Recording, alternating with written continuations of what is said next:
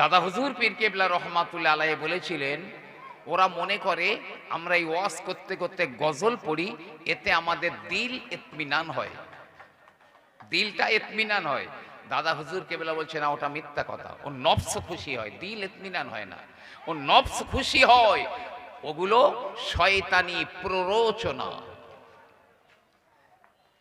এখন ধর্মের নামে আমরা কি করছি, কি করতে চলেছি ধর্মের নামে? এই যে জলসা দিয়েছেন আপনারা, আমি সেই এই মনে হয় সপ্তাহখানি হয়নি এখনো, একটা বই থেকে 2 ঘন্টা থেকে 2.5 ঘন্টা এক জায়গায় বসে আমি পুরো খাতায় নোট করেছি। খাতাটা আমার ব্যাগেও রয়েছে। এখন জলসা দিতে গেলে 18টা শর্ত মানতে হবে, তারপরে এই জলসা থেকে হেদায়েতের আলো ঠিকরে বার হবে। 18টা শর্ত আছে, সেই 18টা শর্ত মেনে তারপরে মাহফিল দিতে হবে। প্রিয় নবী, হ্যাঁ আমি বলছিলাম একটা কথা, ভূমিকম্প কেন হবে, কারণটা কি? আম্মা জান আয়েশা সিদ্দিকা রাদিয়াল্লাহু আনহাকে জিজ্ঞাসা করা হয়েছিল, আম্মা জান ভূমিকম্প কেন হয়? আম্মা জান আয়েশা বলেছিলেন, যে সময় দেখবে মহিলারা, নারীরা সুন্দর মিহি মিহি কাপড় পরবে, নিজের স্বামীকে দেখানোর জন্যে নয়, রাস্তার পর পুরুষদের দেখানোর জন্যে, গায়ে নিজেরা গায়ে সুগন্ধি ব্যবহার করবে। অথচ রাসূলুল্লাহ বলেছেন, যে মহিলারা সুগন্ধি ব্যবহার করে ও ব্যভিচারিণী। অবশ্যই আমার নবী বলেছেন ও ব্যভিচারিণী। তাই মহিলারা যখন সুগন্ধি নিজের গায়ে ব্যবহার করবে, নিজের স্বামীকে খুশি করার জন্যে নয়, রাস্তার পুরুষদের খুশি করার জন্যে, আমি আয়েশা বলি ওই সময় ভূমিকম্প হয়। নবী পাক আমার বললেন, ইন্না মিনাশ শুরুতি সাআতি আইয়ুর ফাল ইলম ওয়া ইউকসারাল জাহালু। কিয়ামতের আলামতগুলির মধ্যে একটি হলো ধর্মীয় জ্ঞান লোপ পেয়ে যাবে, মূর্খতা বেড়ে যাবে। মূর্খতা, আগের দিনে তো মূর্খতা ছিল, কিন্তু এখন তো নাই। স্কুল, কলেজ, মিশন, মাদ্রাসা, ইউনিভার্সিটি, কত কিছু হয়েছে, মানুষ অনেক এগিয়ে। নবী পাক বলতে চেয়েছেন মূর্খতা বেড়ে যাবে বলতে, এই ধর্মীয় জ্ঞানে তারা মূর্খ থাকবে, ধর্মীয় জ্ঞানে মূর্খ থাকবে।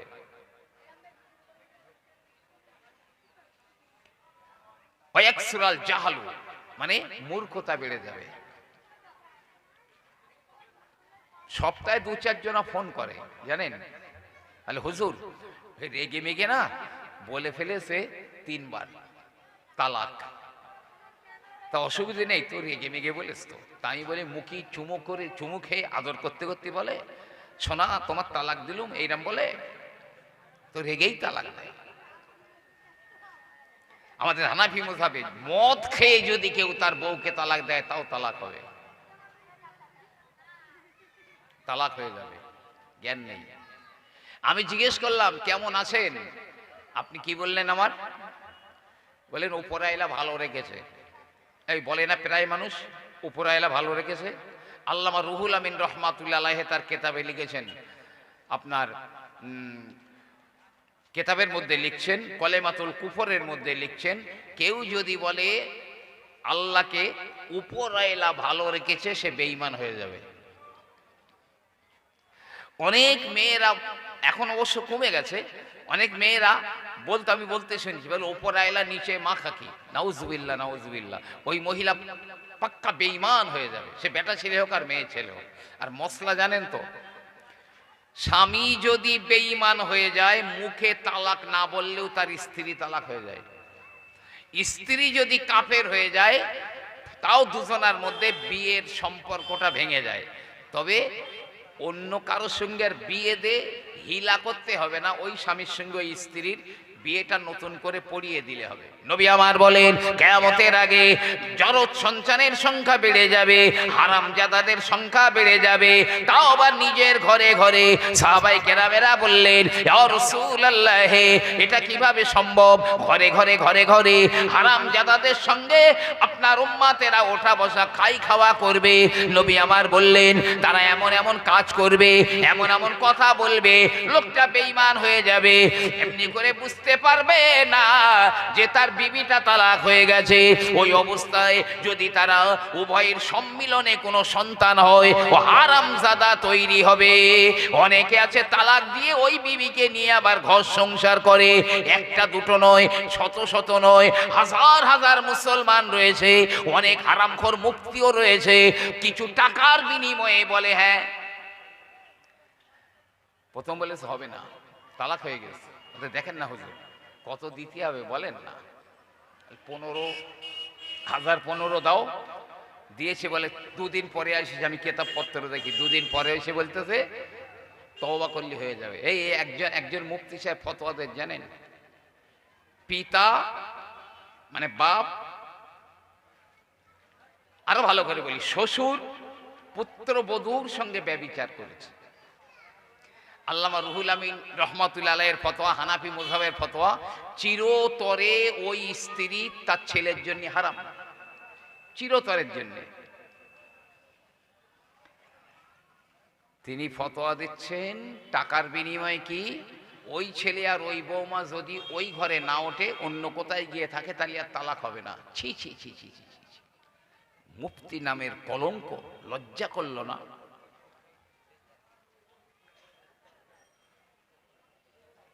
ধর্মীয় আর কি উপাধির অপব্যবহার হবে, কিয়ামতের আলামত। উপাধির অপব্যবহার হবে। যে হাজি সাহেব না লিখে দে চাল হাজ, যে মাওলানা না, ওয়াজ করতে পারে ভালো, তার বলতে মাওলানা। যে এই উপাধির অপব্যবহার হবে, তখন উম্মতের ধ্বংস হয়ে যাওয়ার সময় আসবে। নবী আমার বললেন ওয়াকসুরা শুরবাল খমরে, ওই জমানাতে মদ পান করা অত্যন্ত বেড়ে যাবে, মদ্যপান বড় বেড়ে যাবে। আমার মনে হয় ব্যাখ্যা করে বলা লাগবে না, তবে আমি নবী পাকের হাদিস দেখছিলাম, যে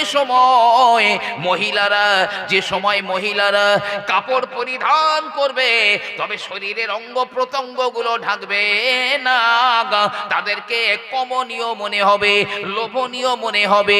সূদ যখন ব্যাপক হয়ে যাবে, ঘুষ যখন ব্যাপক হয়ে যাবে, আমার রাসূলুল্লাহ বললেন ওই সময় দ্রব্য মূল্যের বৃদ্ধি হবে, প্রতিটা জিনিসের দাম হা হা হা হা করে বেড়ে যাবে। সরকারের বলার আগে নিজে সাবধান হন। এই যে মালের দ্রব্য মূল্যের মানে বেড়ে যাচ্ছে ক্রমে ক্রমে, এ দোষ আমরাই বাড়াচ্ছি। মদ পান, নারীদের নির্লজ্জতা আর ঘুষ, এই তিনটে যখন ব্যাপক হয়ে যাবে, প্রতিটা মালের দাম চচ্চড় করে বেড়ে যাবে।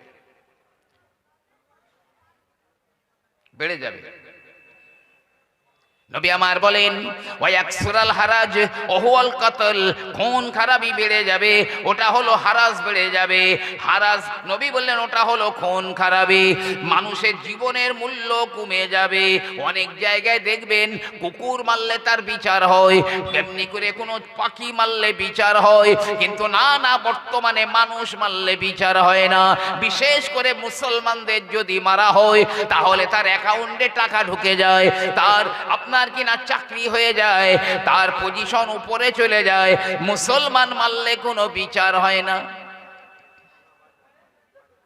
বিচারের নামে প্রহসন হবে, ঠগবাজি করবে বিচারের নামে। নবী পাক বলেছেন আগের জমানার উম্মতরা সব ধ্বংস হয়ে গেছে এই সঠিক বিচার না করার জন্যে। শুধু একটুখানি বসে বসে অপেক্ষা করেন, তসবিহ পড়েন, সেই দিনগুলো খুব বেশি দিন নেই, মানুষ দেখতে পাবে সব। ভূমিকম্প বাড়বে, মদ পান বেড়ে যাবে, আর এই কেউ যদি মদ খায়,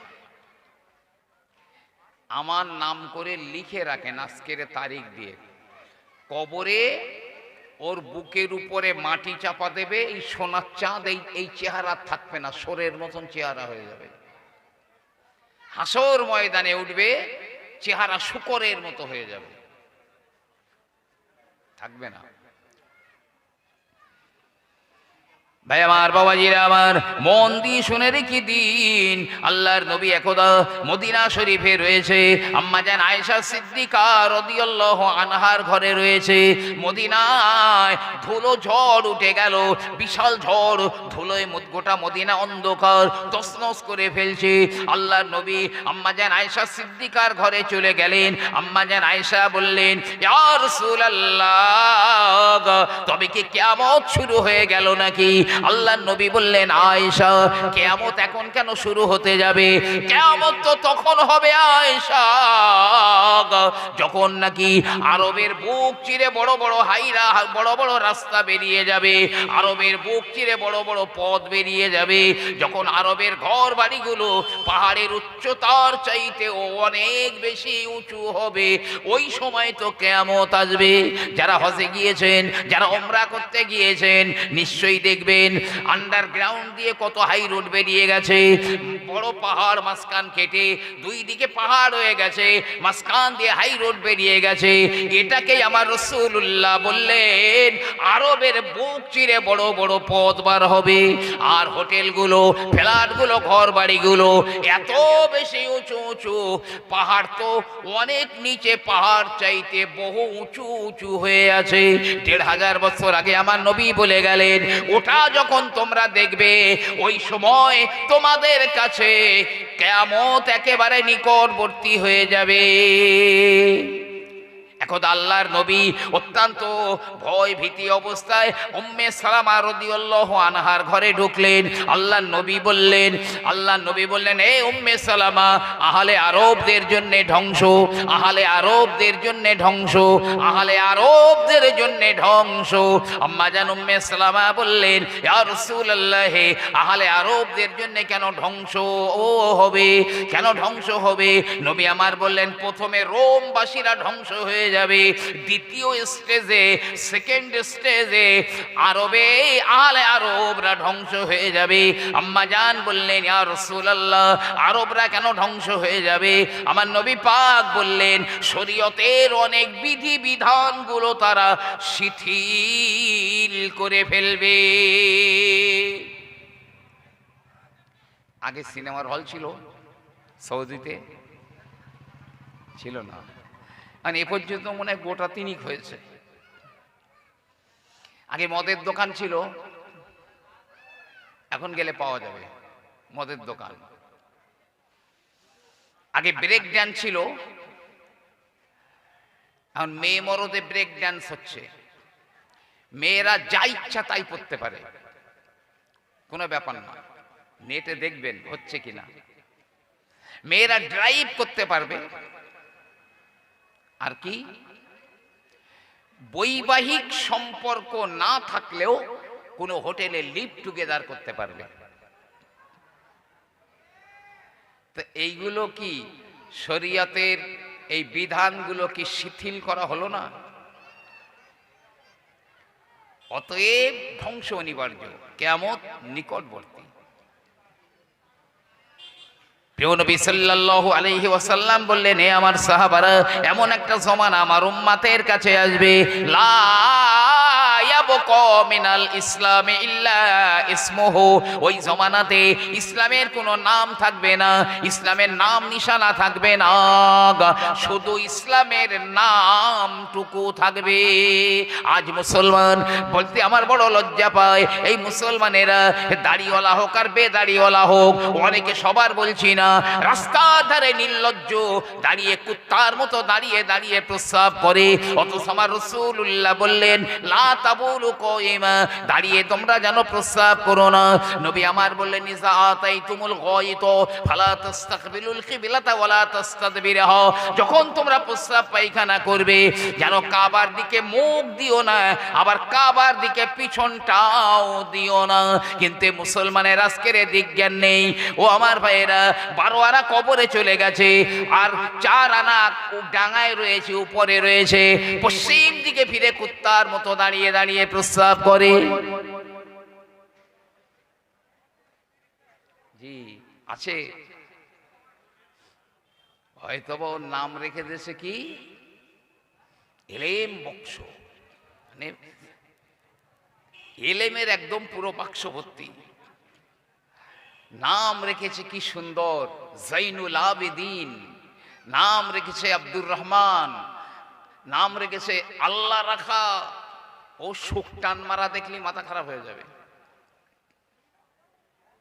যে এই শুধু নামগুলো থাকবে, ইসলাম মানুষের মধ্যে থাকবে না। এই জোয়ান ছেলেরা যারা শুনছো, আমি হাত জোড় করে না হলে পায়ে ধরে হলেও বলছি, কথাটা মেনেছিল। মদিনায় একটা ছেলে ঘুরে বেড়াচ্ছে, নবী পাক ছেলে তাকে ডাকলেন, এই শোনো। কাছে এসছে, নবী পাক দেখলেন সামনের দিকে সব চুল বড় বড় মৌমাছির চাকের মতো, আর পিছন দিকটা সব নেড়া নেড়া। নবী বলছে চুল রাখো তো সারা মাথায় রাখো বড় বড়, আর যদি কাটো তো সারা মাথা কেটে ফেলো, ওইভাবে রেখো না। ওটা ইসলামিক কাটিন নয়, ওটা দাজ্জালি কাটিন, ইহুদিদের কাটিন, নাসারাদের কাটিং, ওটা মুসলমানদের কাটিং নয়।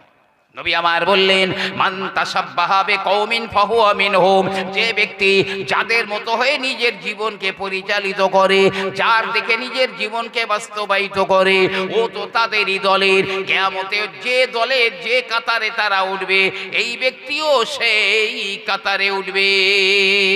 কিয়ামতে আমার ভাইয়েরা 120টা লাইন হবে, এক একটা লাইন 40,000 বছরের মতো লম্বা হবে।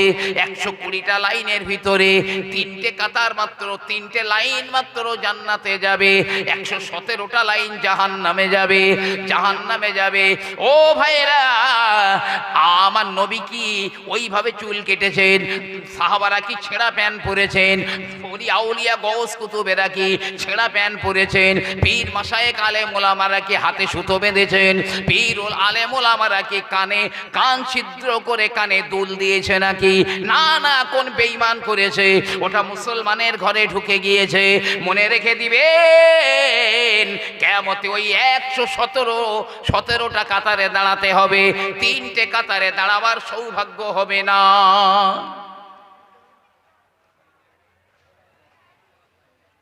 ইসলামের কিচ্ছু থাকবে না।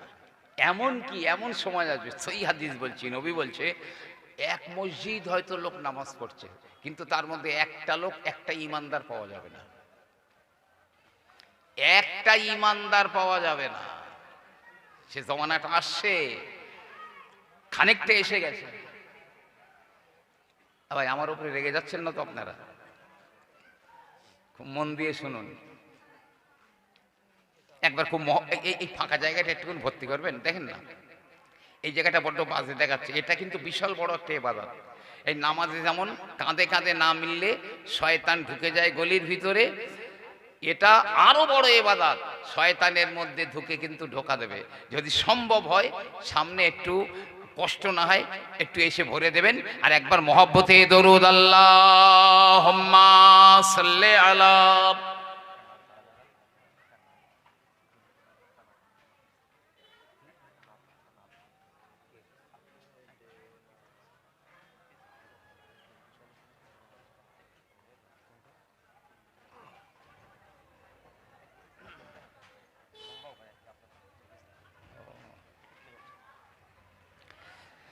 যাক, আর কি ওয়ালা ইয়াবকা মিনাল কুরআনি ইল্লা রসমুহু, কোরআনেরও কিছু থাকবে না, কোরআনের শুধু কিছু ওই রেশম রেওয়াজ অনুষ্ঠানগুলো থাকবে।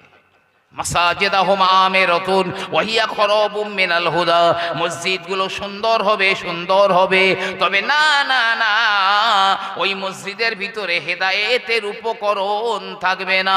কোরআনের উপরে আমল করাটাকে মানুষ লজ্জাকর মনে করবে। মানুষ মসজিদ নিয়ে যতদিন না গর্ব না করবে, লা তাকুমুস সাআতু হাত্তা ইয়াতাবাহান নাসু ফিল মাসাজিদ, মসজিদগুলো নিয়ে মানে এত কারুকার্য, এত সুন্দর কাজ করবে যে মানুষ মসজিদ নিয়ে গর্ব করবে, এই এত সুন্দর মসজিদ বানিয়েছে। কিয়ামতের এইরকম আপনি সামনে পিছনে ডাইনে বাঁয়ে যা দেখবেন সবই কিয়ামতের আলামত, সবই কিয়ামতের আলামত। শাহ আকবর ইবনুল আরাবী রহমাতুল্লাহ বলছেন, যখন দেখবে বুক বরাবর দস্তরখানা বিছানো হচ্ছে খাওয়ার জন্য, অর্থাৎ টেবিল চেয়ারে খাবার প্রচলন যখন শুরু হবে, তখন কিয়ামত কাছাকাছি,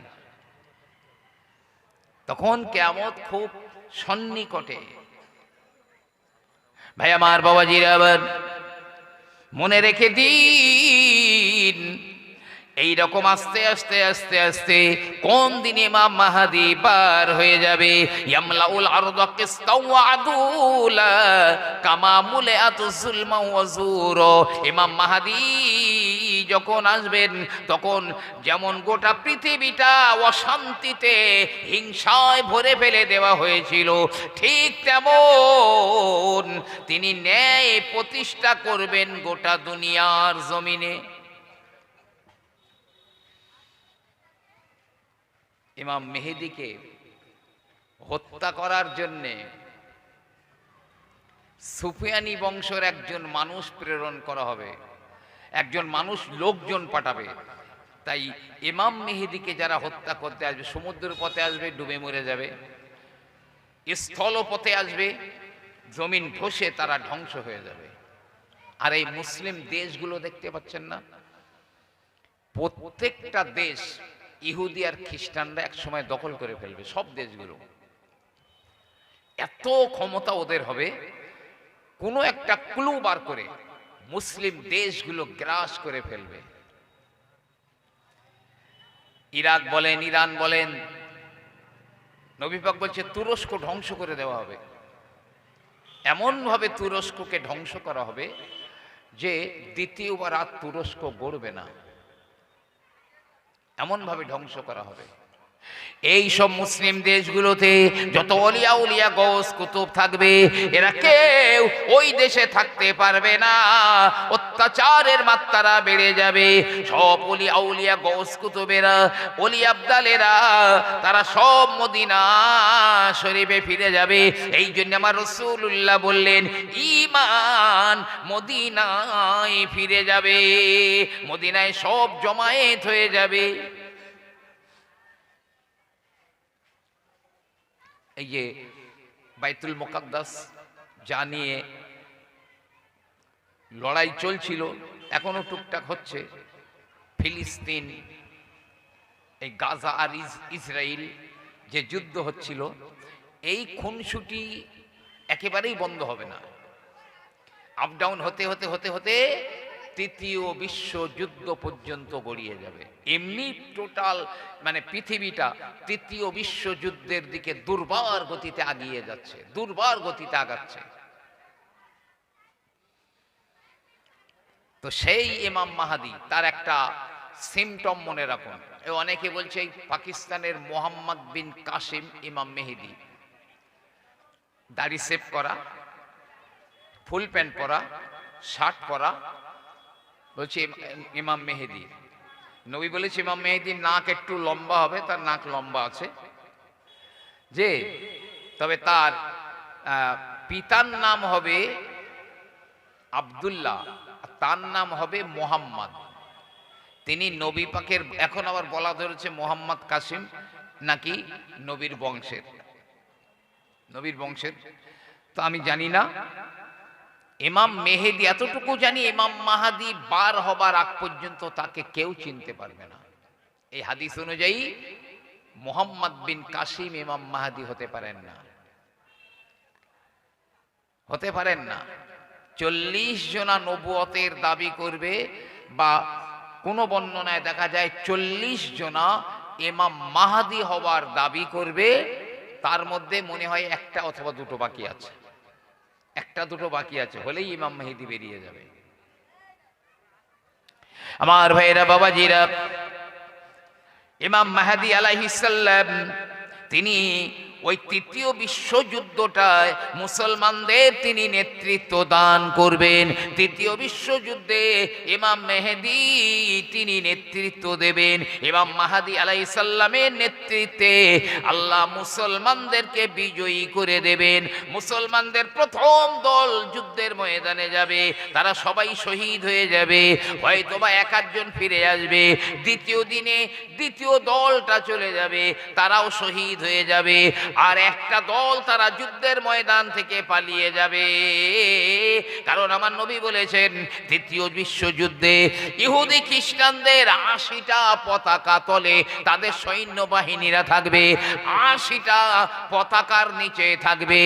কেউ কেউ বলেছেন এটা নবী পাক এই কথা দ্বারা বোঝাতে চেয়েছেন হয়তোবা ওদের পক্ষে 80টা দেশ থাকবে, সেই 80টা দেশের 80টা পতাকা থাকবে। এক একটা পতাকায় বহু সংখ্যক, কেউ বলছে 12,000 করে সৈন্য থাকবে, 8×12 9,60,000 ওদের সৈন্য হবে। একদল পালিয়ে যাবে, আল্লাহ পাক তাদের ক্ষমা করবেন না। প্রথম দল শহীদ, তারপরের দলটাও শহীদ, থাকবে একটা দল, একটা অল্প সংখ্যক মুসলমান থাকবে। সেই দলটাও তারা কসম করে বলবে, না না হয় আমাদের যারা শহীদ হয়ে গেছে ওদের মতো শহীদ হয়ে যাব, তা যদি না হয় তাহলে আমরা বিজয় লাভ করব। তারা যুদ্ধের ময়দানে ঝাঁপিয়ে পড়বেন। আল্লাহ পাক ওই দিনে কাফেরদের উপরে অমঙ্গল চাপিয়ে দেবেন। এমন ভয়ঙ্কর যুদ্ধ হবে, দুনিয়াতে কেউ কখনো ওই রকম যুদ্ধ দেখেনি, আর আগামী দিনেও দেখবে না, আগামী দিনেও দেখবে না।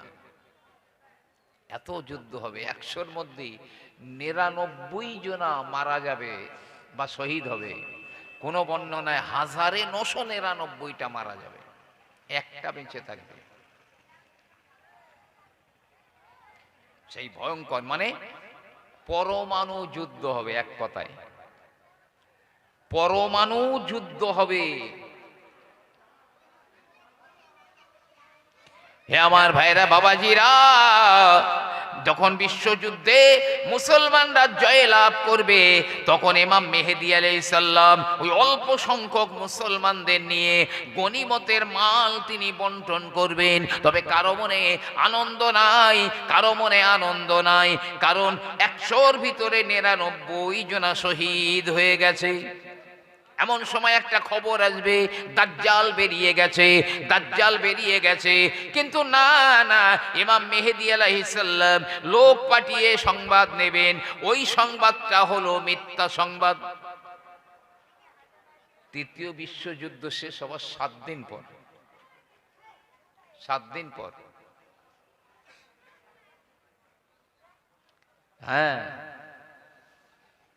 কিন্তু সহিহ রিওয়ায়েতে বলা হয়েছে তৃতীয় বিশ্বযুদ্ধ শেষ হবার 7 বছর পরে সংবাদ আসবে, ও মুসলমানেরা, তোমাদের ঘরে তোমাদের বাড়িতে দাজ্জাল ঢুকে গেছে। খোদ নিজে হযরতে ইমাম মেহেদী আলাইহিস সালাম নিজে বেরিয়ে পড়বেন এবং দেখবেন বাস্তব দাজ্জাল বেরিয়ে গেছে।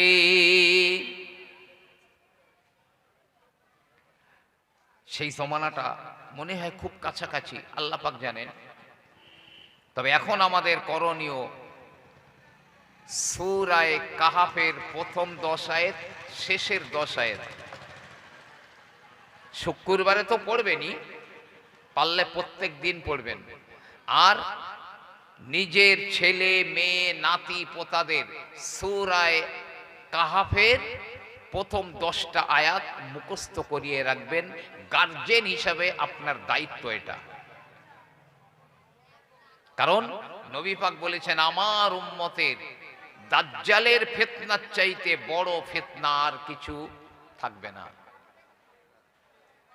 এমন কোন নবী নাই যে নবী দাজ্জাল সম্পর্কে মানুষকে হুঁশিয়ার করে যায়নি। কোন দিন হয়তো খবর পেয়ে যাবেন, জানেন না। শত্রুরা এমনি হাত গুটিয়ে বসে নেই। অনেকের চিন্তা যে খানায় কাবা ওটা মুসলমানদের না, ওটা কোনো দেব মন্দির, এবং সেই দেব মন্দির উদ্ধারের জন্য কিন্তু চেষ্টা চলছে। আমি কিন্তু ছোট রাইটারের কথা বলছি না, মুসলমান পরিচয়ের আপনার যে পাসপোর্ট বলেন ভিসা বলেন করে অনেকে ঢুকে পড়েছে ওখানে।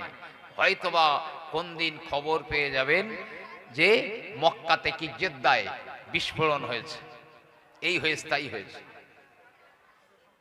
সব প্রোগ্রাম আগে থেকে হয়ে আছে। আমার ভাইরা, ঈসা হযরত ঈসা আলাইহিস সালাম, তারপরে তিনি নেমে আসবেন, ঈসা নবী নেমে আসবেন। এমনি করে ঈসা নবী মসজিদে নামাজ পড়বেন, এসে দেখবেন এই হযরত ইমাম মেহেদী তিনি ইমামতির জায়গায় দাঁড়িয়ে গেছেন, একামত দেওয়া হয়ে গেছে। হঠাৎ করে সংবাদ এলো ঈসা নবীকে নামিয়ে আনো। ঈসা নবী নেমে এসেছেন আসমান থেকে, তার পরনে একটা সাদা কাপড়, গায়ে একটা থান দেওয়া থাকবে, কপাল দিয়ে টুপটাপ করে ঘাম বা পানি পড়তে থাকবে।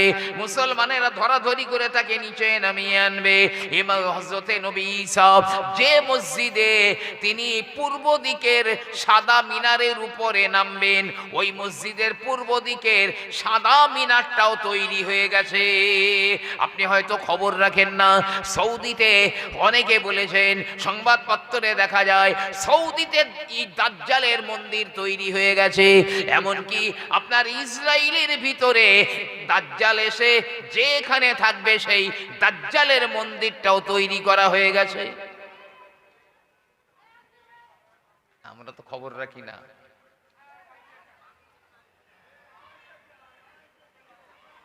আমি অনেক দিনের আগের কথা বলছি, মাওলানা মহিউদ্দিন খান সাহেব মাসিক মদিনার সম্পাদক ছিলেন।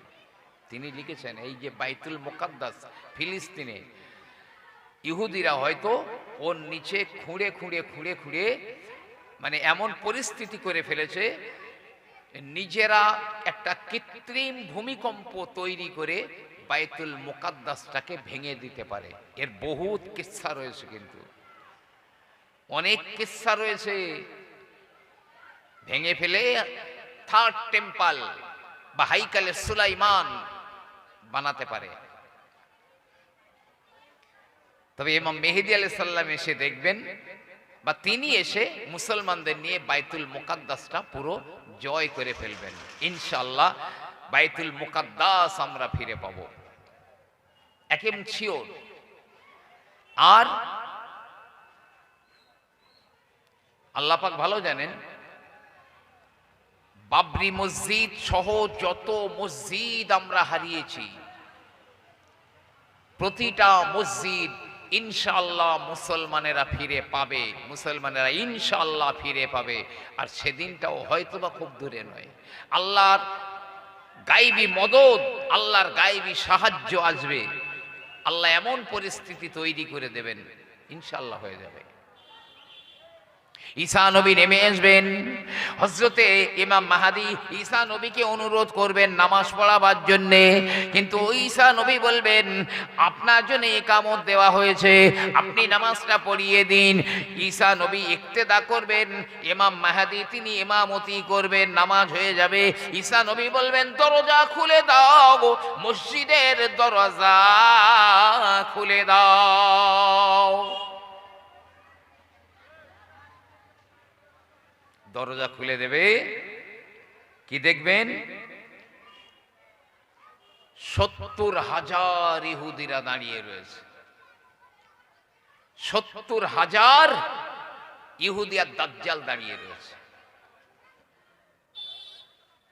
নবী পাক বলেছেন ঈসা নবীর দৃষ্টিতে এমন একটা আল্লাহ ক্ষমতা দিয়েছেন, কোন কাফের বেঈমানের দিকে তাকালে সে গলে যাবে। কেমন?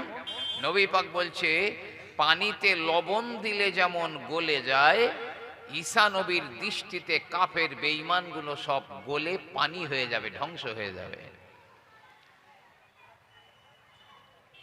একটা বাঁচবে না। ওই সময় যারা বেঁচে থাকবে, নবী পাক বলছেন দাজ্জালের সঙ্গে যখন ঈসা নবীর যুদ্ধ হবে, সেই ঈসা আলাইহিস সালামের সঙ্গে যারা যোগদান করবেন, ঈসা নবীকে সহযোগিতা করবেন, আল্লাহ পাক তাদের বিনা হিসাবে জান্নাতি বানিয়ে দেবেন। সুবহানাল্লাহ। বিনা হিসাবে তারা জান্নাতে যাবে। যারা পালিয়ে যাবে আল্লাহ পাক তাদের ক্ষমা করবেন না। মুসলমানেরা এবং হযরত ঈসা নবী আলাইহিস সালাম দাজ্জালকে তাড়িয়ে নিয়ে যাবে, দাজ্জাল বাহিনীকে তাড়িয়ে নিয়ে যাবে। ওরা গাছের পিছনে লুকিয়ে পড়বে, ওরা পাহাড়ের পিছনে লুকাবে, ওরা কোনো উঁচু টিপির পিছনে লুকিয়ে যাবে, কিন্তু যার পিছনেই লুকাবে সেই গাছ কথা বলবে, ও মুসলমানেরা আমার পিছনে একটা ইহুদি লুকিয়ে রয়েছে। দেয়াল বলবে, পাহাড় বলবে, মাটির টিলা বলবে, ও মুসলমানেরা আমার পিছনে একটা ইহুদি লুকিয়ে রয়েছে। কিন্তু না না, একটা গাছ কথা বলবে না। ওই গাছটা আপনি নেটে সার্চ করে দেখবেন, গারকাদ গাছটার নাম হলো গারকাদ। নেটে সার্চ করবেন গারকাদ গাছ, একটু ঝোপঝোপ টাইপের, যেমন ঝাউ গাছগুলো ঝোপঝোপ হয়, ছোট ছোট ঝাউ গাছগুলো ওই রকম টাইপের। এখন খবর নেন ইসরায়েলের ইহুদিরা কি পরিমাণে ওই গাছটা রোপণ করছে, কি পরিমাণ লাগাচ্ছে এত বেশি। কারণ আমরা তো হাদিস জানি না, ওরা জানে। সব গাছ কথা বলবে, শুধু এই গাছটা মুসলমানদেরকে বলে দেবে না যে আমার পিছনে একটা ইহুদি লুকিয়ে রয়েছে। এই গারকাত গাছটা বলবে না। এই জন্য নবী বলেছেন ওটা ইহুদিদের গাছ, ইহুদিদের গাছ।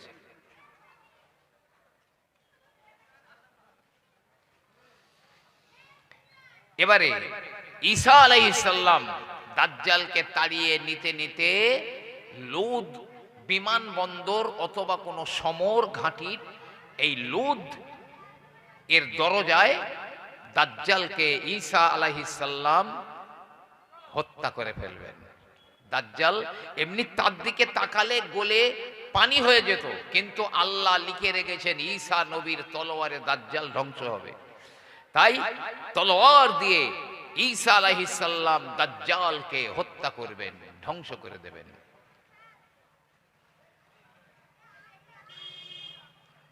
এই ইহুদিরা টোটাল পৃথিবীতে সন্ত্রাস তৈরি করছে। যে আমি বিশেষ করে আমার মানে ওয়াজের প্রাথমিক স্তরে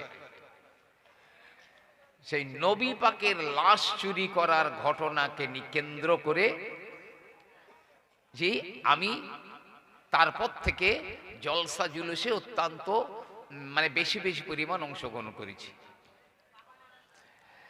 তো অনেকের মনে আছে এবং সেই ওয়াজগুলো অনেকেই নেটে অনেকেই শোনেন। শুধু নবী পাকের নয়, আবু বকর সিদ্দিক রাদিয়াল্লাহু আনহুর লাশটাকে বার করে নেওয়ার জন্য এসেছিল। ইহুদি খ্রিস্টান ভাবাপন্ন এবং ইহুদিরাও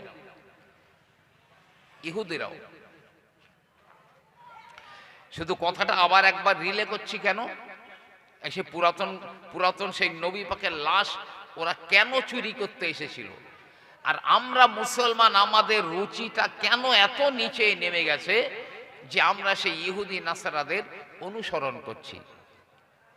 পোশাক আশাকে, চেহারায়, কাজকর্মে, কথাবার্তায় অনুসরণ করছি। ও মুসলমানের আমার, আল্লাহ রাব্বুল আলামিন বললেন ইয়া আইয়ুহাল্লাযীনা আমানু, হে ঈমানদারেরা, লা তাত্তাখিযুল ইয়াহুদা ওয়ান নাসারা আউলিয়া, ইহুদি নাসারাদের মতো হয়ো না, ওদের সঙ্গে বন্ধু করো না, ওদের কালচার জীবনে তোমরা বাস্তবায়িত করো না। ওরা তোমাদের বন্ধু নয়, ওরা হলো তোমাদের দুশমন। ওরা আমার নবীর দুশমন, ওরা সাহাবাদের দুশমন, মুসলমানদের আজ পর্যন্ত দুশমন ওরা।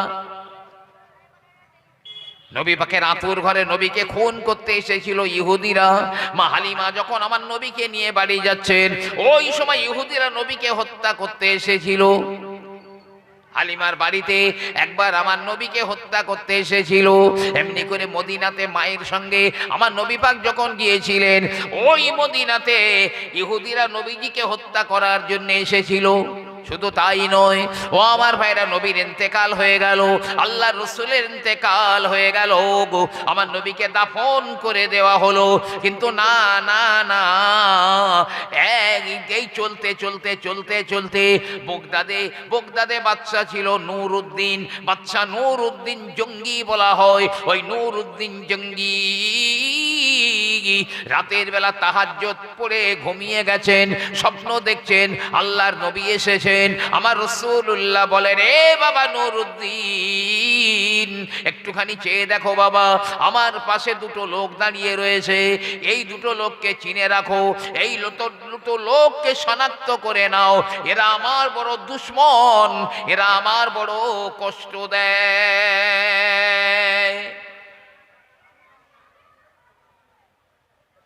খেয়াল করবেন, বহু মানুষ আমার অনুরোধ করে বলবার জন্য, আমি কোনোদিন বলিনি। আজকেরে আমি এই কথাটা উপেক্ষা করতে পারলাম না। মনে হয় 6-7 বছর পরে কথাটা বলছি আমি। ঘুম ভেঙে গেল। ঘুম ভেঙে নূর উদ্দিন জঙ্গি চিন্তা করছেন, আরে নবী পাক স্বপ্নে এসেছেন, এটা বারহাক, কারণ ইবলিস শয়তান নবী পাকের চেহারা ধরতে পারে না। কিন্তু নবী বলছেন, এই দুটো লোকে চিনে রাখো, এরা আমার দুশমন, আমার কষ্ট দিচ্ছে, আমি নবী এদের দ্বারাই কষ্ট পাচ্ছি। সেই লোক দুটো দেখলে তো মনে হয় কোনো পীর সাহেব কি আলেম সাহেব হবে, মাথায় টুপি আছে, পাগড়ি আছে, বড় দাড়ি আছে। এই বর্তমান সময়ে খবর রাখেন, আমাদের সমাজে বহু আছে ইহুদি খ্রিস্টান। এই সেদিন একজন ধরা পড়ে গেছে, মানে 7-8 বছরে ইমামতি করার পর হঠাৎ দেখতে পেয়েছে ক্রুশ চিহ্ন আঁকা রয়েছে, ক্রুশ, খ্রিস্টান। ইহুদি নাসারাদের আন্ডারগ্রাউন্ডে বড় বড় মাদ্রাসা আছে, সেখানে সব বড় বড় আলেম হয়, সেখানে তিরমিজি, আবু দাউদ, ইবনে মাজাহ, নাসাই, বুখারী সব পড়া হয়।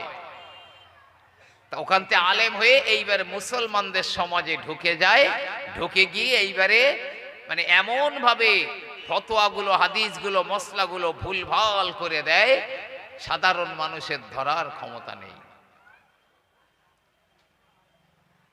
হে আমার ভাইরা, নূর উদ্দিন জঙ্গি চিন্তা করলেন, এরা তো দেখলে মনে হয় কোনো পীর, কোনো অলি, কোনো বুজুর্গ হবে। আল্লাহর নবী কেন বললেন এরা আমার দুশমন, আমার কষ্ট দেয়? বাদশা নূর উদ্দিন জঙ্গি ওই রাতের বেলা সুন্দর করে ওযু করে নিলেন অথবা গোসল করে নিলেন। এবারে 2 রাকাত নামাজ পড়লেন। 2 রাকাত নামাজ পড়ে নিয়ে আবার শুয়ে গেলেন। আবার আল্লাহর নবী, আল্লাহর হাবিব আবার স্বপ্নের ভিতরে হাজির হয়ে যান। হে নূরউদ্দিন, সন্দেহ করো না, আমি তোমার রাসূল বলি, এই দুটো মানুষকে ভালো করে চিনে রাখো, এরা আমার বড় কষ্ট দেয়, আমি নবী ওদের দ্বারাই কষ্ট পাই। আবার ঘুম ভেঙে গেল। নবী বললেন, ওদের উপযুক্ত শাস্তিটা দিয়ে দাও। ঘুম আবার ভেঙে গেল। নূরউদ্দিন জঙ্গি আবার বলেন, আল্লাহ, আবার সেই একই স্বপ্ন দেখলাম। আবার গোসল করে নিলেন, ওযু করে নিয়ে 2 রাকাত নামাজ পড়ে আবার ঘুমিয়ে পড়লেন। আল্লাহর নবী আবার স্বপ্নের ভিতরে হাজির হয়ে যান আর বলেন, ও নূরউদ্দিন, না না, আমি তোমার নবী বারে বারে বলি, আর দেরি করো না, মোটেও দেরি আর করা যাবে না, সময় নাই, এই দুজনকে চিনে নাও, ধরে শাস্তি দিয়ে দাও। ঘুম ভেঙে গেল। ফজরের নামাজ পড়ে প্রধানমন্ত্রীর কাছে গিয়েছে। আমি আজ রাতে 3 বার এই স্বপ্নটা দেখলাম, নবী পাক আমাকে দেখিয়েছেন। তবে যে দুটো লোককে নবী পাক 3 বারই দেখিয়েছেন, দেখে তো মনে হলো ওরা কোনো পীর সাহেব হবে, কিন্তু নবী বলছেন আমার কষ্ট দিচ্ছে। কারণটা কি? এর কারণটা কি? জানেন এখন বহু মৌলবি আছে, আর এই নেটের মাধ্যমে কেউ যদি মুক্তি হয় ওটাও জানবেন কিয়ামতের আলামত।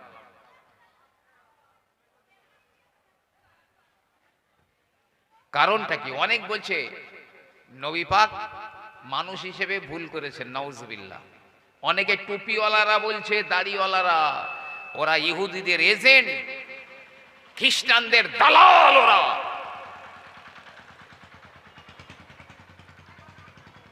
নবুয়তি দায়িত্ব পালন করতে গিয়ে নাকি নবী পাকের অনেক ভুল হয়েছে। ছি ছি ছি, নাউজুবিল্লাহ। ভাই আমার, বাবাজিরা, আবার প্রধানমন্ত্রী জামাল উদ্দিন একটুখানি চিন্তা করে নিলেন। চিন্তা করে নিয়ে তিনি বিচক্ষণ, যতই হোক প্রধানমন্ত্রী বলে কথা, তিনি বলেন, এ যাও বাচ্চা জাহাপনা, ও বাচ্চা সালাবাদ, ও নুরুদ্দিন জঙ্গি, আমার যেটা মনে হচ্ছে সম্ভবত আমার রাসূলুল্লাহর মদিনা শরীফে, আমার রাসূলুল্লাহর রওজার আশেপাশে কোনো সিরিয়াস কিছু হতে যাচ্ছে মনে হয়। নবী তো হায়াতে নেই, কবরে আছেন, আর নবী বলছে আমাকে কষ্ট দিচ্ছে। তাহলে নবী পাকের কবর শরীফের আশেপাশে কিছু ঘটতে যাচ্ছে। আপনি গিয়ে দেখুন, তদন্ত করুন। জামাল উদ্দিন প্রধানমন্ত্রীর কাছে দায়িত্ব অর্পণ করে তিনি বেরিয়ে পড়লেন। লোকজন নিয়ে বেরিয়ে পড়লেন, মদিনাতুল মুনাওয়ারাতে চলে গেলেন।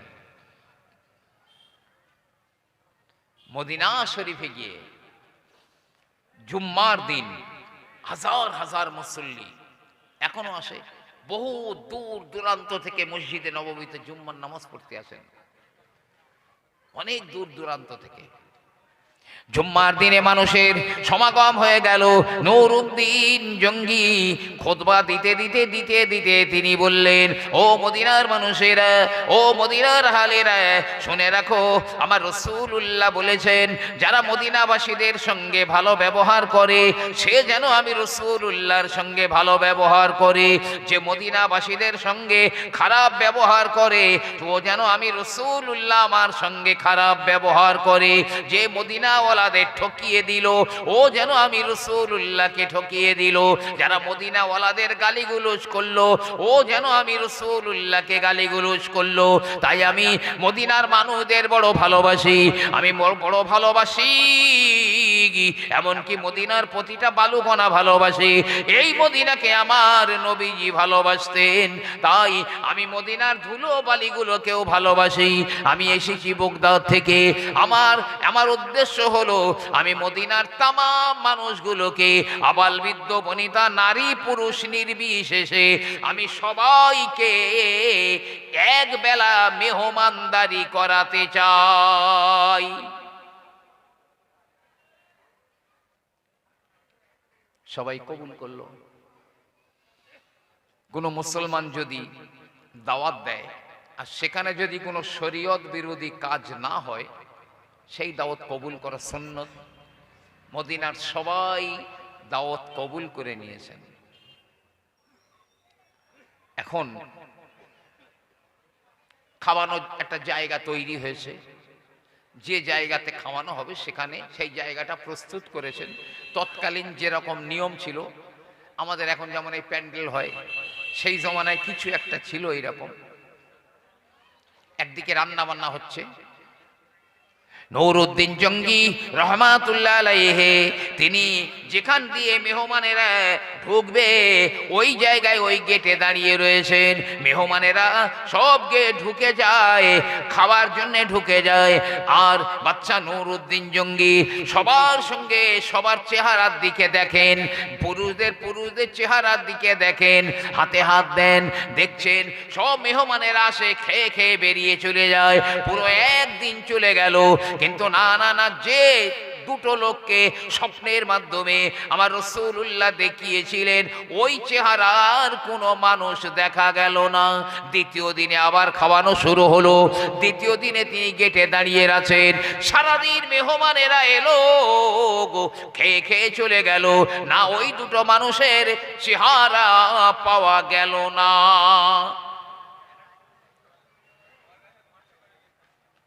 এইভাবে একদিন, দুদিন, 3 দিন, 4 দিন, 6 দিন হয়ে গেছে, 6 দিন হয়ে গেছে, সবার চেহারার দিকে দেখেন না, পাওয়া যাচ্ছে না।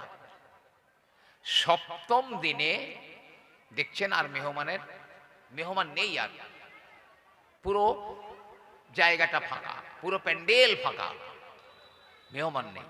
শুধু মদিনার বড় বড় আলেম ওলামারা, হাক্কানি আলেমরা রয়েছেন বাদশা নুরউদ্দিন জঙ্গির সঙ্গে, আর কেউ নেই। বাদশা নুরউদ্দিন জঙ্গি রহমাতুল্লাহ আলাইহি তিনি চিন্তা করলেন, আমি গোটা মদিনার মানুষকে দাওয়াত দিয়েছি, সবাই তো খেয়ে গেল, একটাও বাদ নাই, এটা আমি জানি, কিন্তু যে দুটো মানুষকে ধরবো বলে আমি এই খাওয়ানোর ব্যবস্থাটা করলাম, আমি এই অভিনব ব্যবস্থা করলাম, ওই মানুষ দুটোকে তো পাওয়া গেল না। এমন একটা চাল চাললাম যেখানে বাদ পড়ার কথা নয়। ওই মানুষ দুটো তো ধরা পড়বার কথাই, কিন্তু এলো না। তো বাদশা নুরউদ্দিন জঙ্গি তিনি কি করলেন, আলেম ওলামাদের ডেকেছেন, নিজে জানার পরেও একটু অভিনয় করছে, এই মদিনার ওলামারা, আমি তো মদিনার প্রতিটা মানুষকে দাওয়াত দিয়েছিলাম, ও মদিনার আলেমেরা, কিন্তু সবাই কেন আমার দাওয়াতে এলো না? ওই দেখো তো প্যান্ডেল ফাঁকা পড়ে আছে। মদিনার হাক্কানি গাররা গাররা ওলামারা বলল, না না না, ও বাদশা নুরউদ্দিন, একজনা মানুষও বাদ পড়ে না, সবাই আপনার দাওয়াত কবুল করে গেছে, কারণ মুসলমানের দাওয়াত কবুল করা সুন্নাত, তাই মদিনার কোন মানুষ বাচ্চা পর্যন্ত বাদ যায় না। বাচ্চা বলছে না না না, এখন অনেকে আসেনি। আর আলেম ওলামারা বলছে না, সবাই এসছে। আর ও কথা তো বাদশা নুরউদ্দিন জানেন। বাদশা যখন বারবার ডিনাই করছে, একজন আলেম বলল, এ বাদশা নুরউদ্দিন, আমি কি একটা কথা বলতে পারি? হ্যাঁ হ্যাঁ হ্যাঁ, অবশ্যই বলবেন। ওই আলেমটা বলে, ও বাদশা নুরউদ্দিন, মদিনার কোনো মানুষ বাদ যায় না, মদিনার কোনো বাচ্চা বাদ যায় না, সবাই খেয়ে গিয়েছে, তবে দুটো মানুষ আপনার দাওয়াতে আসে না, শুধু দুজনা মানুষ আসেনি। চমকে উঠলেন বাদশা নুরউদ্দিন জঙ্গি, চমকে গেলেন। নবী পাক তো আমাকে দুটো মানুষকে দেখিয়েছিলেন, সেই দুটো নয় তো, এই তারা দুজনে আসেনি কেন? তার কারণ কি? হুজুর, তারা খুব জবরদস্ত আল্লাহর ওলি, যাইতাই না, জবরদস্ত আল্লাহর ওলি তারা। এই এই একদম কথা হবে না খোকা, ডন্ট টক। বলছে তারা জবরদস্ত আল্লাহর ওলি মানুষ, কারো দাওয়াতে যাওয়ার সময় হয় না। তারা দিনের বেলা রোজা রাখেন, সারাদিন তেলাওয়াত করেন, জিকির আজকার করেন, আল্লাহর ইবাদত বন্দেগী করেন, রাতের বেলা ঘুমান না, রাতের বেলায় তারা তাহাজ্জুদ পড়েন, আল্লাহর ইবাদত বন্দেগী করেন। আবার মদিনার কবরস্থান জান্নাতুল বাকিটাও তারা জিয়ারত করেন, কারো দাওয়াতে যাওয়ার সময় পান না। বাদশা নুরউদ্দিন জঙ্গি তিনি এবারে চিন্তা করলেন এবং মনে মনে শিওর হয়ে গেলেন, আমি তো নবী আমাকে দেখাবার পরে আমি নুরউদ্দিন, আমিও তো চিন্তা করেছিলাম এই দুজন মনে হয় আল্লাহর ওলি হবেন, কিন্তু নবী পাক কেন বললেন আমার দুশমন আমার কষ্ট দিচ্ছে? নিশ্চয়ই সেই দুটো। এই তারা যদি অত বড় আল্লাহর ওলি হয়, আমাকে একটু নিয়ে চলো না, আমি একটু তাদের সঙ্গে সাক্ষাৎ করব, একটু একটু দেখা করব। ওই রকম শয়তান আমাদের বর্তমান সময়ে একদম ছেয়ে গেছে চারিদিকে। শুধু ইসলামকে বিকৃতি করে কিভাবে ধ্বংস করা যায় তার ব্যাপক প্রচেষ্টা চলছে। ইসলামকে বদনাম করা যায় কিভাবে, মুসলমানদের বদনাম করা যায় কিভাবে, খুব জোর প্রচেষ্টা চলছে। আলেমরা বলছে হুজুর আপনি যাবেন না, তাদের ডিস্টার্ব করবেন না। বাচ্চা বলছে না আমি একটু দেখা করবো জাস্ট। কিন্তু বাচ্চা যখন বারবার বলছে তো চলেন। আলেম ওলামারা চলে গেলেন। বাচ্চা নুরউদ্দিন জঙ্গি সঙ্গে রয়েছেন। যে যে ঘরে ওরা থাকে, যে ঘরের ভিতরে ওরা থাকে, ওই জায়গায় নিয়ে গিয়েছে। ওই ঘরের দরজাটা বন্ধ করা রয়েছে। দরজায় একজনা মানুষ দাঁড়িয়ে রয়েছে, দ্বার রক্ষক দাঁড়িয়ে রয়েছে। বাদশা নুরউদ্দিন বললেন আমরা এসেছি, আমি এসেছি বিশেষ করে ওই ঘরে যারা রয়েছেন ওদের সঙ্গে আমি একটু দেখা করতে চাই, একটু দেখা করতে চাই। উনি বললেন তবে দাঁড়ান, হুজুররা ভিতরে কি অবস্থায় আছেন, কি করছেন, ওনাদের কাছ থেকে অনুমতি পারমিশন নিয়ে আসি, যদি উনি বলেন আপনি যাবেন। কিন্তু বাদশা নুরউদ্দিন জঙ্গি তিনি আর ধৈর্য রাখতে পারছেন না। কারো হুকুমের পরোয়া করেন না, কারো হুকুম আমার দরকার নাই, আমি বাদশা নুরউদ্দিন, আমি যেটা করব তাই। তিনি গটমট করে উঠে গেলেন ঘরের মধ্যে। উপায় নাই, আলেম ওলামারাও ইচ্ছা না থাকলে উঠে গেল। এই ডিসিপ্লিন না মানার কারণে আলেম ওলামারা বড় মনক্ষুণ্ণ হয়েছেন বাদশা নুরউদ্দিন জঙ্গির উপরে। ঘরের ভিতরে ঢুকে গেলেন। ঘরের ভিতরে ঢুকে দেখেন ওই ঘরের ভিতরে দুটো মানুষ দাঁড়িয়ে রয়েছে, দুটো মানুষ নামাজ পড়ছে। কি সুন্দর একাগ্রতার সঙ্গে, খুশু খুজুর সঙ্গে তারা নামাজ আদায় করেন। আর একজনা মোনাজাত করছে, একজনা নামাজ পড়ছে। সর্বপ্রথমে বাদশা নুরউদ্দিন ওদের মুখের দিকে তাকিয়ে দেখলেন, আর একজনার মুখের দিকে তাকিয়ে দেখলেন যেন তিনি পড়ে যাবেন, মাথা ঘুরে পড়ে যাবেন এমন অবস্থা হয়ে গেল। আহারে 3 রাত 3 দিন বা 3 বার আল্লাহর নবী স্বপ্নের মাধ্যমে যে দুটো মানুষ দেখিয়েছিলেন অবিকল হুবহু সেই দুটো মানুষের চেহারাই সেই তারা। কিন্তু আমি আচমকা গিয়ে তো বলতে পারি নেই চলো তোমার অ্যারেস্ট করব, জেলখানায় দেবো, হত্যা করব, বলতে পারিনি। আমার প্রমাণ করতে হবে ওরা কি শত্রুতা করছেন অভিভাবকের সঙ্গে। কিন্তু তেমন কিছু দেখা যাচ্ছে না, প্লেন ঘর। বাদশা নুরউদ্দিন একজনের বলছে তাড়াতাড়ি নামাজ শেষ কর, বলতে এই মোনাজাত ছেড়ে দে, শেষ করে দে। ছেড়ে দিয়েছে। আলেম ওলামারা তো আরো খ্যাপা হয়ে গেছে, আরো খ্যাপা হয়ে গেছে। দেখছে ওরা যেখানে নামাজ পড়ছে পাশে আর একটা ছোট কামরা আছে। তা বাদশা বলল ওই ঘরে চল, ওই ঘরটা দেখবো। এবার ওদের মুখগুলো খুব ছোট হয়ে গেছে। বাদশা নুরউদ্দিন জঙ্গি চোখ এড়ায়নি, কিন্তু উপায় নাই। ওই ঘরে বাদশা নুরউদ্দিন চলে গেলেন, আলেম ওলামারা চলে গেলেন। এই দুটো মানুষকেও সঙ্গে নিয়ে যান। নুরউদ্দিন জঙ্গি দেখেন ঘরের ভিতরে তেমন উল্লেখযোগ্য কোনো মাল নাই। কয়েকটা জামা রয়েছে, কয়েকটা জামা টাঙানো রয়েছে। জামাগুলোই ধুলোবালি লেগে রয়েছে, ময়লা ধুলোবালি লেগে রয়েছে। বাদশা নুরউদ্দিন জঙ্গি চিন্তা করলেন কেন এরা তো আল্লাহর ওলি যদি হয়, রাত দিন যদি ইবাদত বন্দেগী করে, তাহলে এদের জামা কাপড় গুলো ধুলোবালি কেন রয়েছে? নিশ্চয়ই এর মধ্যে কোনো রহস্য লুকিয়ে আছে। বাদশা নুরউদ্দিন দেখলেন ওই মাটির উপরে একটা বিছানা বা অন্য যা হয় কিছু একটা পাতা আছে, তার উপরে নামাজের মুসল্লা পাতা আছে, যায় নামাজ পাতা আছে। নুরউদ্দিন জঙ্গির কি মন হলো, কি একটা মন হলো। হাত দিয়ে টেনে জায়নামাজ সরিয়ে দিয়েছেন, বিছানা কি চ্যাটাই যাই হোক সরিয়ে দিয়েছেন।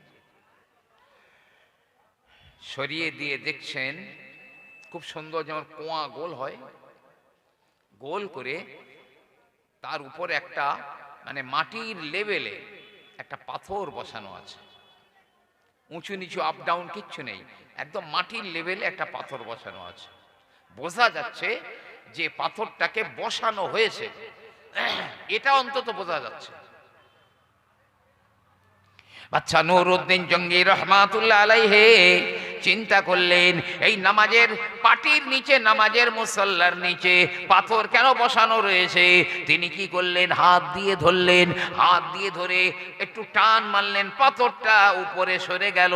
তিনি দেখলেন খানিকটা কুয়ার মতো খুঁড়ে নিচে নিয়ে গেছে। এবারে আন্ডারগ্রাউন্ড দিয়ে নিচে দিয়ে যে বরাবর রাসূলুল্লাহর কবর শরীফ রয়েছে, ওই বরাবর সুড়ঙ্গ কেটে কেটে নিয়ে গেছে।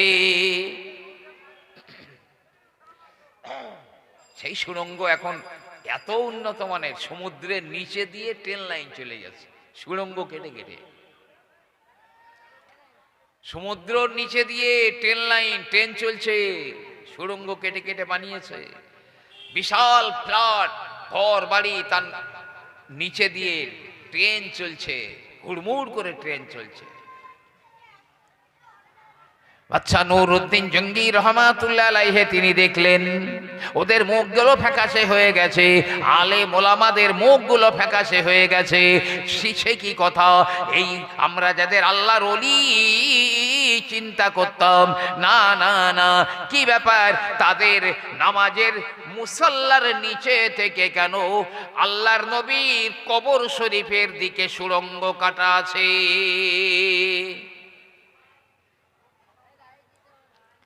নুরউদ্দিন জঙ্গি ওদের বলছে, ব্যাপারটা কি, তোদের এখান থেকে সুড়ঙ্গ কেন কাটা, এর কারণ কি? বলছে, দেখুন আমরা তো ধরা পড়ে গেছি, আমরা বুঝতে পেরেছি আমরা ধরা পড়ে গেছি, তবে এখন আর মিথ্যাটা বলবো না। আমরা মুসলমানও নই, পীর সাহেব তো দূরে যাক, আলেম সাহেব দূরে যাক, আমরা জাতিতে হলাম ইহুদি জাতি। ইহুদি জাতি, বেনিয়ামিন নেতানিয়াহুর জাতি, যারা আমাদের পুরাতন মসজিদ কেড়ে নেওয়ার জন্য মুসলমানদের উপরে জুলুম আর অত্যাচারের স্টিম রুলার চালাচ্ছে, হ্যাঁ ওদের জাতি। বাচ্চা নুরউদ্দিন জঙ্গি বললেন, এখন বল সুড়ঙ্গ কেন কাটা রয়েছে? তারা বলল, নবী মুহাম্মদকে মিথ্যাবাদী প্রতিপন্ন করা, কোরআন কোরআন আল্লাহর বাণী নয়, কোরআন আল্লাহর কালাম নয়, ওটা প্রমাণ করা, ইসলাম কোনো ধর্ম নয় প্রমাণ করা, এই তিনটে প্রমাণ, আর মুহাম্মদ নবী নন এটা প্রমাণ করা। এইগুলো যখন প্রমাণ হয়ে যাবে, গোটা দুনিয়ার জমিনে কোনো মুসলমান থাকবে না, ইসলাম ধর্ম থাকবে না, কোরআনও থাকবে না।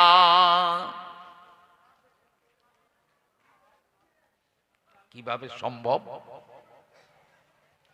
বলছে, আপনার নবী বলেছিলেন সাহাবাদের, যে সাহাবারা আমার উম্মতরা যখন বিভিন্ন জায়গা থেকে আমার নামে দরুদ পড়বে, আল্লাহর ফেরেশতারা তাদের দরুদগুলো আমার কাছে নিয়ে আসবে, আর আমি রাসূলুল্লাহ তাদের দরুদগুলো মদিনাতে কবর শরীফের ভিতরে আমি নবী তাদের দরুদগুলো কবুল করে নেব। সুবহানাল্লাহ। সাহাবারা বললেন, ইয়া রাসূলুল্লাহ আপনাকে কবর দেওয়া হবে, হাড় হাড্ডি গোস্ত পোস্ত সব তো মাটিতে খেয়ে ফেলবে, আপনি কিভাবে দরুদ কবুল করবেন? নবী পাক বললেন, আল্লাহ জমিনকে হারাম করে দিয়েছেন, জমিন কোনো নবীর লাশকে খেতে পারে না, তাই আমাকে যেভাবে দাফন করবে আমি সেইভাবেই কবরে থাকব। এটা আপনার নবীর কথা।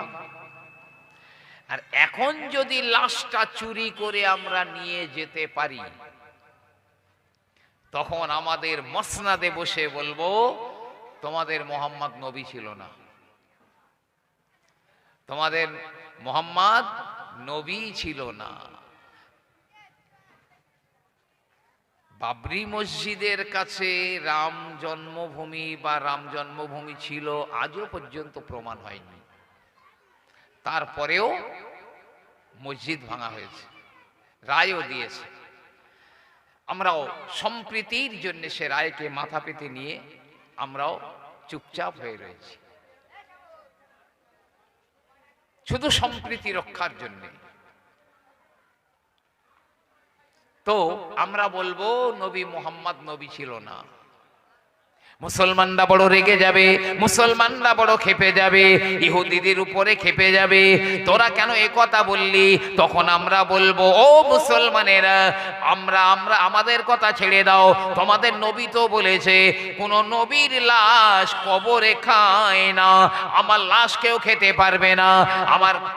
আমার কবরে আমি রাসূলুল্লাহ সশরীরে আমি আমার কবরে থাকব। মুসলমানরা বলবে ঠিক আছে, আমরা বলবো ঠিক আছে, যদি চলো তোমাদের নবীর কবরটা একবার খুঁড়ে দেখা হবে। যদি তোমার নবীর লাশ কবরের ভিতরে থাকে, আমরা ইহুদি থাকবো না, আমরাও মুসলমান হয়ে যাব। মুসলমানেরা আসবে, তারা জানে তাদের নবীর কথা বারহাক এটা অবশ্যই জানে। নবীর কবরের উপরের মাটিটা সরিয়ে ফেলবে, সরিয়ে দেখবে কবরে নবীর লাশ নাই। প্রমাণ হয়ে যাবে মাটিতে খেয়ে নিয়েছে। আর মাটিতে যার লাশকে খেয়ে নেয় তিনি নবী হতে পারেন না। সঙ্গে সঙ্গে প্রমাণ হয়ে যাবে মুহাম্মদ নবী ছিলেন না। নবীর কথাই প্রমাণ হয়ে যাবে তিনি নবী ছিলেন না। এখন দেখেন না, মুসলমানদের দিয়ে মুসলমানদের কাঁটা তোলে। নবী পাক বলছেন খুন খারাপি বেড়ে যাবে, তবে অমুসলিম আর মুসলমানদের মধ্যে নয়, মুসলমান আর মুসলমানে। এই তো মানে দিন 15 আগে হাদিসটা দেখছিলাম, ব্যাখ্যায় লিখেছে মুসলমান আর মুসলমানে এদের মধ্যেই খুন খারাপি লেগে যাবে। কাফেরদের চক্রান্ত, আমি বদনাম হই না, মুসলমান দিয়ে মুসলমানের কাঁটা তুলব। ভাই আমার, বাবাজিরা আমার, যখন প্রমাণ হবে মুহাম্মদ নবী ছিলেন না, তাহলে প্রমাণ হবে কোরআনও তাহলে আল্লাহর কালাম নয়। এমনি করে ইসলাম শেষ হয়ে যাবে, মুসলমান বলে কোনো জাতি থাকবে না, কোরআনও থাকবে না। আমাদের ইহুদি ধর্মটাই শ্রেষ্ঠত্ব লাভ করবে, কিয়ামত পর্যন্ত থাকবে। তাদের কৃষ্টি কালচার জীবনে বাস্তবায়িত করতে এরপরেও কি রুচি আসবে কারো? যদি আসে, মনে করতে হবে ইমানে ক্যান্সার হয়ে গেছে, মনে করতে হবে ইমানে ক্যান্সার হয়ে গেছে, না হলে প্যারালিসিস হয়ে গেছে ইমানে। নুরউদ্দিন জঙ্গি তাদের শুলে চড়িয়ে দিলেন, গর্ত করে তাতে আগুন জ্বালিয়ে দুজনকেই পুড়িয়ে ফেললেন। পরে অবশ্য নবী পাক বলেছিলেন, নুরউদ্দিন তুমি ওদের না পোড়াতে পারতে, ওদের না পোড়াতে পারতে, এমনি ওদের শুলে দিয়েছো, মেরে ফেলেছো, ঠিক আছে, রেডি, ঠিক আছে, অসুবিধে নেই, না পুড়িয়ে কোথাও পুঁতে দিলে পারতে, মাটি খুঁড়ে সেখানে পুঁতে দিলে পারতে। এটা নবী পাক বলেছিলেন। যাই বা হোক, তিনি পুড়িয়েই ফেলে দিয়েছিলেন। এবং নবী পাকের রওজা শরীফের চতুর্দিকে অনেক ডিপ করে লোহার পাত, দুই দিকে আর মাঝখানে সীসার ঢালাই করে চারিদিকে ঘিরে দিয়েছিলেন। কিয়ামত পর্যন্ত আর কোনো দুশমন নবী পাকের সঙ্গে এই রকম দুর্ব্যবহার যেন করতে না পারে। ওরা ওদের এজেন্ট যারা, ওদের দালাল যারা, তারাও এসেছিল আবু বকর সিদ্দিক রাদিয়াল্লাহু আনহুর লাশ চুরি করতে। জানেন, আমি বলছি খুব মহব্বতে একবার দরুদ আল্লাহুম্মা সাল্লি আলা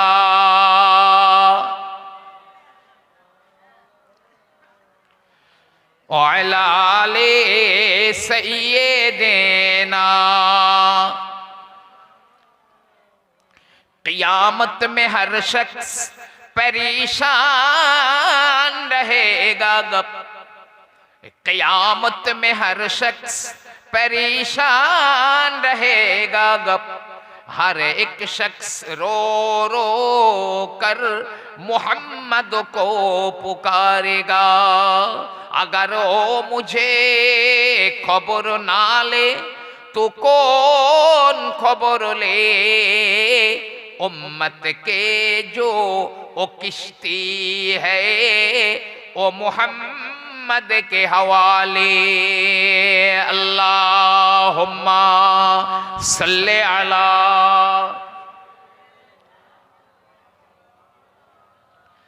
अला आले सय्यिदेना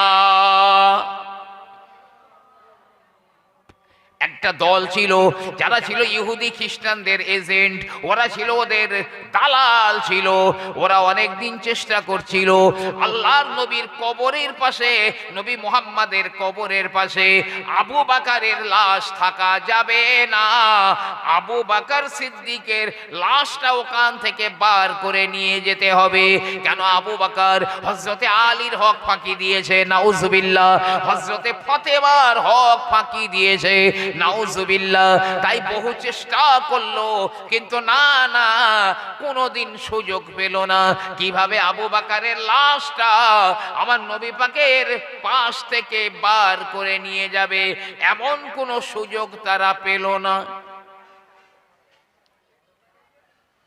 এক সময় মদিনাতে একজন শাসক ছিল একটা গভর্নর ছিল লোকটা খুব লোভী প্রকৃতির ছিল খুব লোভী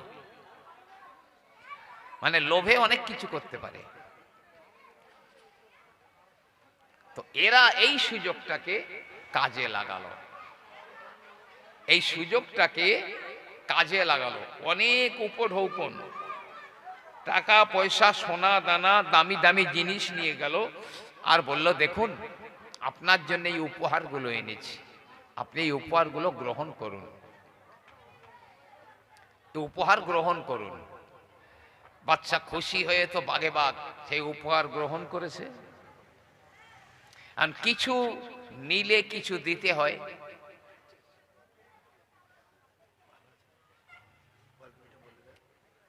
কিছু নিলে কিছু দিতে হয় ওরা বলল সব নেন আমাদের দাবি একদিন রাত্রে মসজিদে নববীতে ঢুকবো ঢুকে এই এই কাজটা করবে শুধু আবু বকরের লাশটা বার করে নিয়ে যাব তো ওরা বলল ঠিক আছে আগামী পরশুদিন রাত 12টায় ঢুকবে খুব তাড়াতাড়ি কাজটা করে নেবে আমি একদম সংক্ষেপে বলছি যেহেতু আমার পরের বক্তা আমাদের হাফেজ সাইফুল্লাহ সাহেব উনি এসে গেছেন আরো সুন্দর ওয়াজ করবেন এখন মসজিদে নববীর যিনি খাদেম তাকে বললেন দেখো আগামী পরশুদিন রাত 12টায় কিছু লোক ঢুকবে যেন বাধা দিও না যা করবে চুপ করে থাকবে আর কারোর সঙ্গে বলবে না ইনি বুঝতে পারলেন কিন্তু কিছু করার নেই রাত 12টায় মসজিদে নববীতে অনেক লোক ঢুকে গেল ঝুড়ি কোদাল নিয়ে আর শামসুদ্দিন মসজিদে নববীর খাদেম বসে বসে কাঁদছেন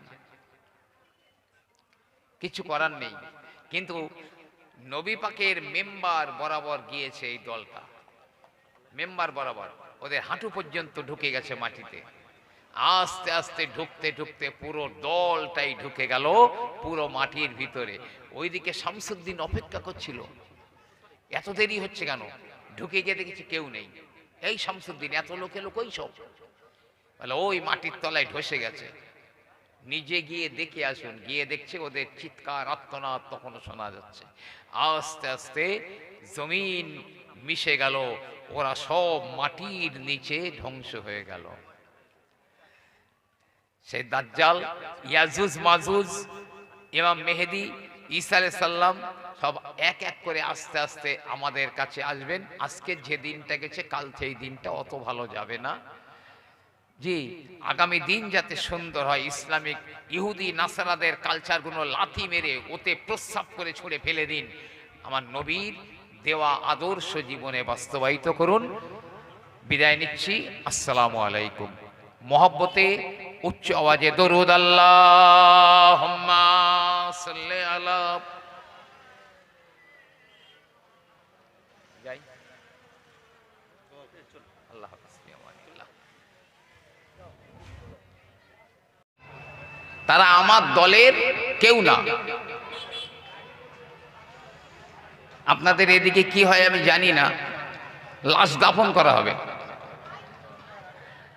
হয়তো এই সাইডে কবর আছে, কি এই সাইডে কবর আছে, কি অন্য কোনো সাইটে কবর আছে, তার পাশে কবর খুঁড়ে কবর দেওয়া হচ্ছে।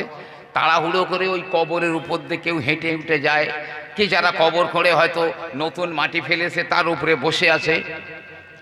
অথচ আমার নবী এই কিতাবের মধ্যে এসছে, এই কথাটা লিখেছেন মাওলানা তাহের সাহেব, মরহুম মাওলানা তাহের সাহেব রহমতুল্লাহ, তার বইতে। জ্বলন্ত আগুনের উপরে বসা অথবা তার গায়ে যে জামা কাপড়গুলো আছে সেইগুলো পুড়ে তার শরীর দগ্ধ হয়ে যাওয়া, এটার চাইতেও কবরের উপরে দাঁড়ানো বা বসা অনেক বেশি ভয়ঙ্কর, অনেক বেশি ভয়ঙ্কর। লাশের পিছনে যেতে যেতে দুনিয়াবি গল্প হবে না। এই হাদিসটা অন্তত সারা জীবন মনে রাখবেন। 5 নম্বরে ফিল মাকাবিরি, আল্লাহ নবী বললেন কবরস্থানের ভিতরে ঢুকে, গোরস্থানের ভিতরে ঢুকে যদি দুনিয়াবি কোনো কথাবার্তা হয় তাহলে 70 বা 40 বছরের আমল বরবাদ হয়ে গেল।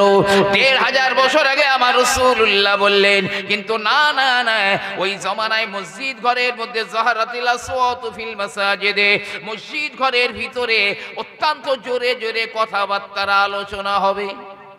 সাদাল কাবিলাতা ফাসিকুহুম, সেই 15টার মধ্যে বলতে বলতে একটু সাইটে গেলাম। সাদাল কাবিলাতা ফাসিকুহুম ওয়া কানা যাইবুল কওমি আরজুলুহুম ওয়া উকরিমার রাজুলু মুখাফাতা শাররিহি। আমার রাসূলুল্লাহ বলেন সমাজের নেতা হবে, কওমের নেতা হবে, দেশের নেতা হবে, ওরা সব লাঞ্ছিত অপমানিত, ফাসিক ফাজের মুনাফিক, দ্বীন ও ইসলামের সঙ্গে কোনো সম্পর্ক নেই ওদের, এই রকম মানুষেরা নেতৃত্ব দেবে। ও উকরিমার রাজুলু মুখাফাতা শাররিহি, আর সাধারণ মানুষ ওদের অপকার থেকে বাঁচবার জন্য তাদের সম্মান করবে।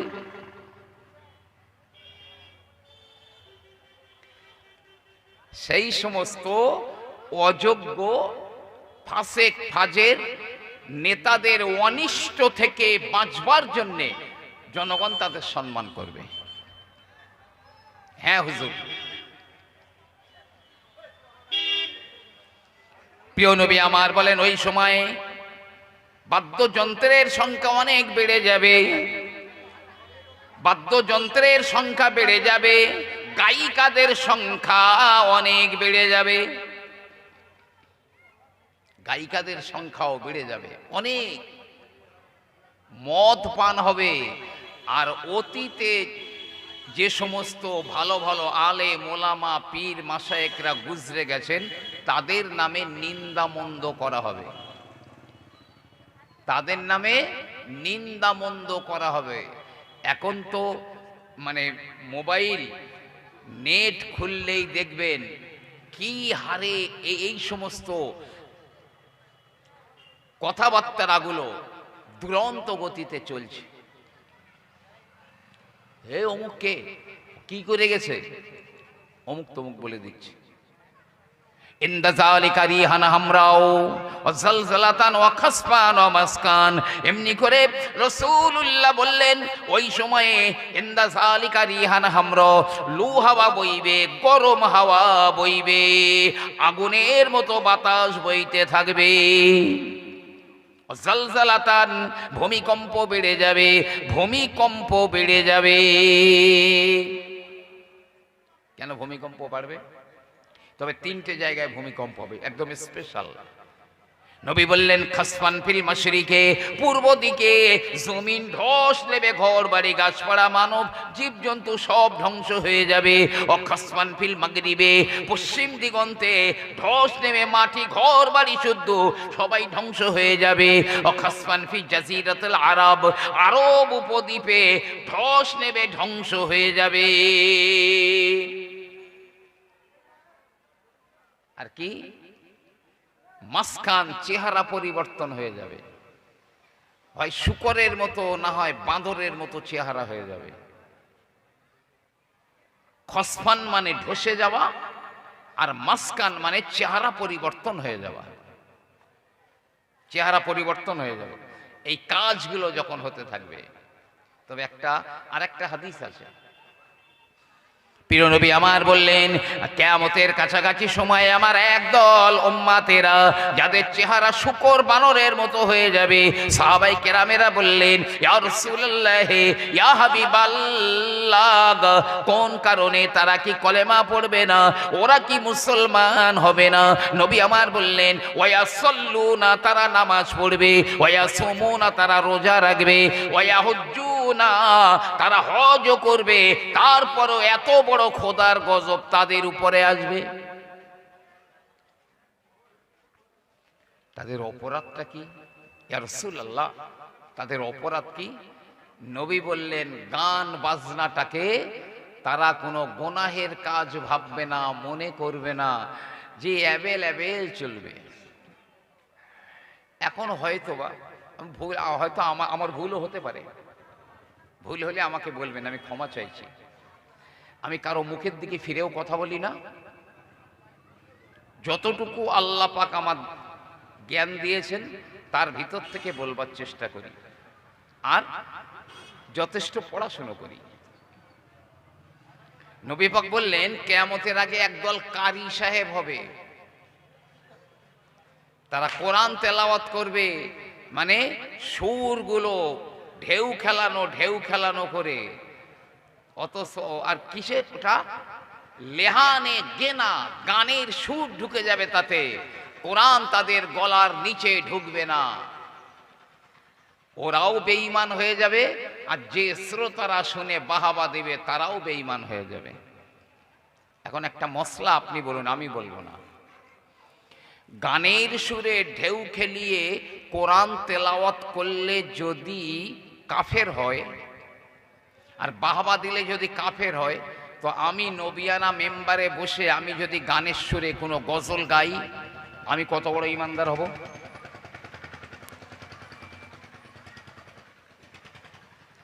মানুষের রুচি এত নিচে নেমে গেছে, এত নিচে নেমে গেছে।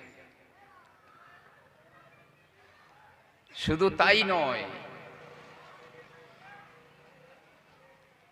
দাদা হুজুর পীর কেবলা, আমি আমার খাতায় টুকে রেখেছি, কোথা থেকে টুকিছি, সেই কথাটা কে বলেছে, আমি সব টুকে রেখেছি। দাদা হুজুর কেবলাকে জিজ্ঞাসা করা হয়েছিল, ওয়াজ করতে করতে যদি কেউ গজল টজল বলে কি হবে?